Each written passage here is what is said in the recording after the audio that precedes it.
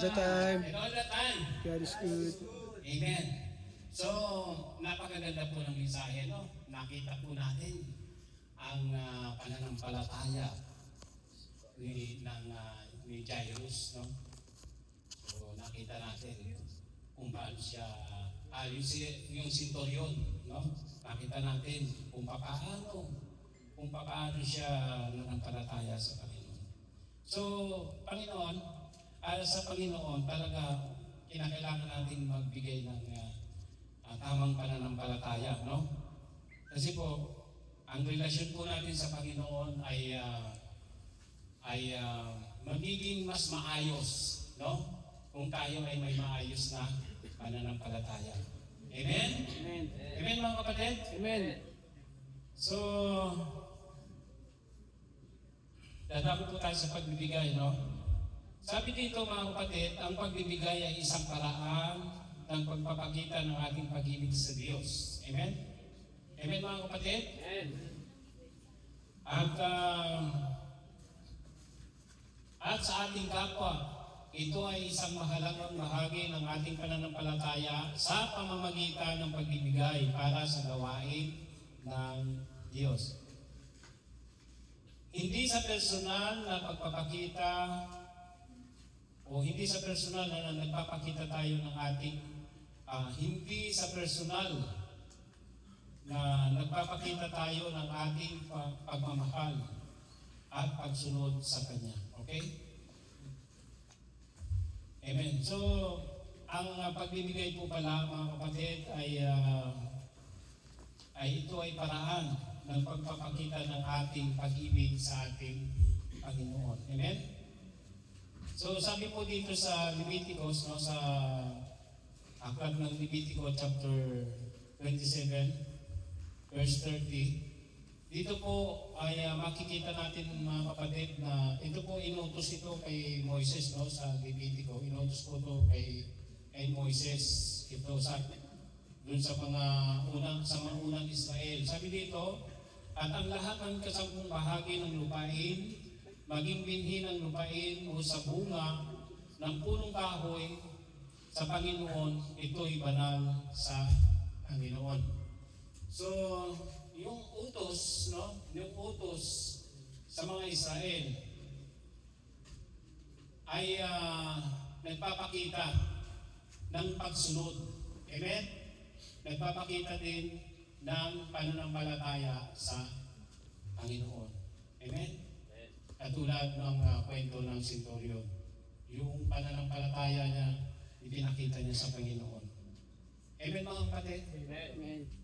So, tayo bilang mga Kristiyano, bilang kabahagi ng mga unang mga naging Kristiyano noon, ang mga Israel, nung tinanggap natin ang Panginoon, tayo po ay kabahagi na din sa mga unang Kristiyano noon. Amen? Dahil tinanggap na natin ang Panginoon. Nasa atin na po ang kaligtasan. So mga kapatid, napaka-importante po talaga ang pagbibigay. Mahalaga po talaga ang pagbibigay para sa Panginoon, para matustusan ang pangailangan ng Iglesia. At sabi pa po dito, inyong ibukod ang tunay na ikasampung bahagi ng lahat ng bunga ng inyong binhi na lumalabas sa inyong bukid taon-taon. Noong araw po kasi, ang ikasampung bahagi na ibinibigay ng mga unang Israelita ay yung nanggagaling po sa kanilang kinikita sa kanilang bukid, no?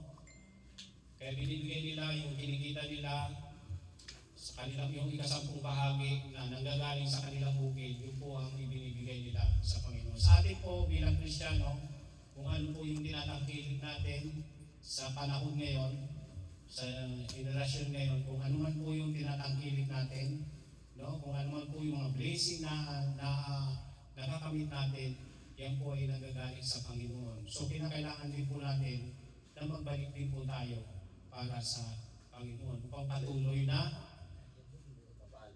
o dumating ang pagpapala sa ating buhay. Amen po ba? Amen.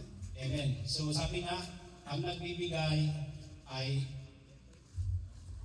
pinagpapala. Amen? Amen. Kaya magbigay po tayo para sa Panginoon.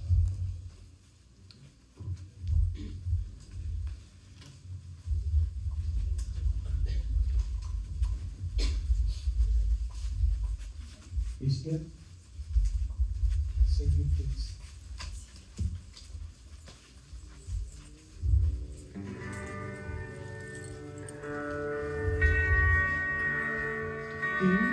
Thanks with a grateful heart.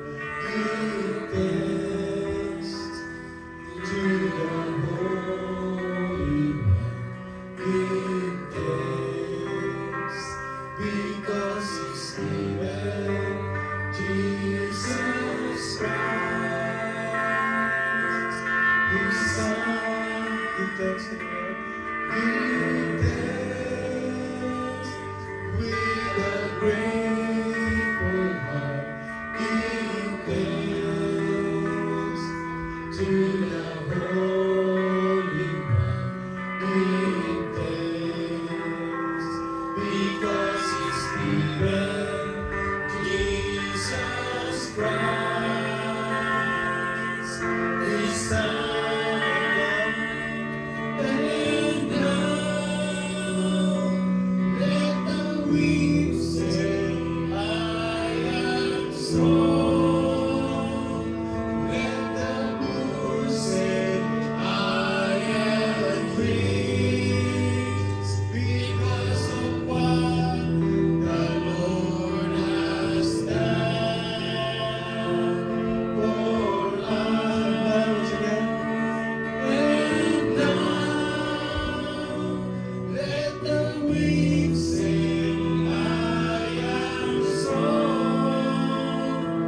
Let the poor say, I am rich because of what the Lord has done for us. Give thanks.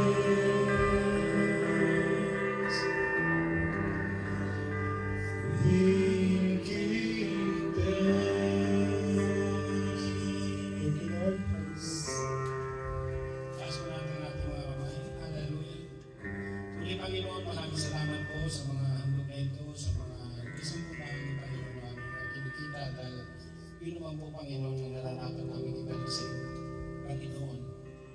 Hallelujah. Maraming salamat po nawa Panginoon ang mga nalingkod na sa lapit ng Panginoon na yung matugunan Panginoon ang pangailangan ng iglesia at nawa Panginoon tayo magamit lamang para sa iyong gawain Panginoon. Lord, pinangakuangan namin ang iyong pangako sa mga kaibigan, Panginoon, na bubuksan mo ang durong awan ng langit at ibubusan ang kami ng masaganang pagpapala at hindi mo padadala ng salot o ng sakit o ng kahirapan ng aming buong pamilya. Salamat, Panginoon, sa mga promise na ito. Iniklaim na po namin ito sa pangalan ng Ama, ng Anak at Pag-ibig